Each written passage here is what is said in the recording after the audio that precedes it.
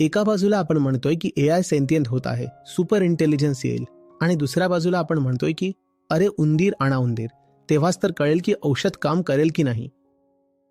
आता हे super intelligence आणि उंदीर हे एकत्र कसं काय हे तरी सांगा. तुम्ही स्वतः जाऊन नाहीतर एखाद्या तज्ज्ञाशी बोला किंवा सरळ रिसर्च पेपर वाचा किंवा गुगल करा की किती टक्के प्राण्यांवर केले जाणारे प्रयोग पूर्णपणे अनावश्यक आहेत, ऑप्शनल आहेत, जे की प्राण्यांवर करणं टाळता येऊ शकतं. अनेकदा प्राण्यांवर प्रयोग करणं स्वस्त पडतं.